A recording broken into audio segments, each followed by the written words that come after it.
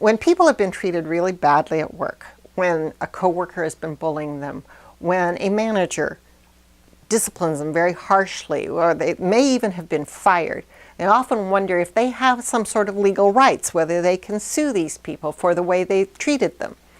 Is there some way to fix this?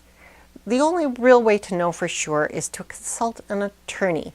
Yes, I know, a lot of people will go online or they'll talk with their friends and somebody knows somebody else who's had a case and they think they understand. They have the catchphrases: discrimination, hostile work environment, wrongful termination, and they assume that their situation fits, but it's not always that simple.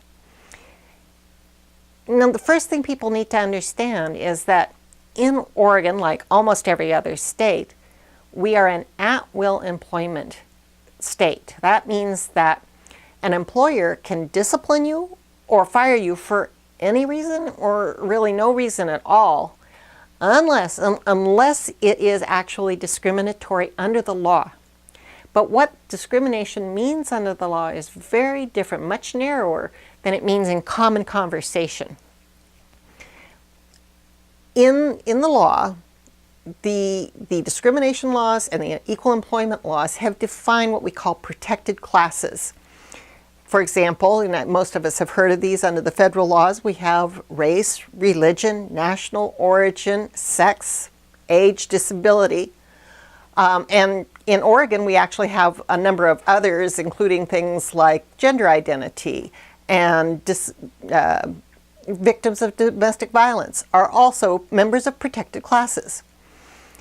When something happens at work, when you're being bullied or whatever, that only counts as discrimination if the person who's bullying you can actually have an adverse impact on your work. So they can do something that hurts you. They can demote you. They can reduce your pay.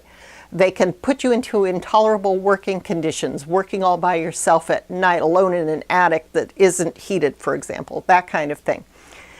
Or they can terminate you. So they have to have taken some action against you. You have to belong to the protected class. But the most important part that most people don't really understand is that they have to have taken that action because you belong to that protected class, not just for general purposes.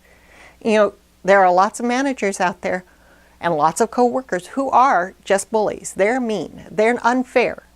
But just because they're mean and unfair, if they're mean and unfair to everybody, and they aren't singling you out because you belong to a protected class, then it's not discrimination.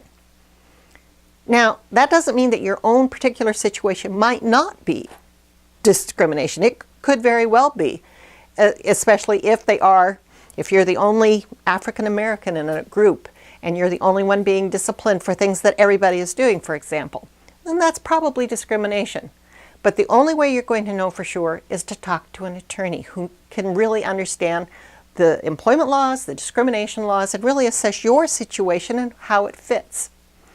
Now, I practice employment law. I would love to talk to you. If you're having a bad situation, please come and talk to me, and we'll see if there is something we can do to help your situation. Sometimes it may not be a legal recourse, but there may be other actions we can take to help you fix your situation.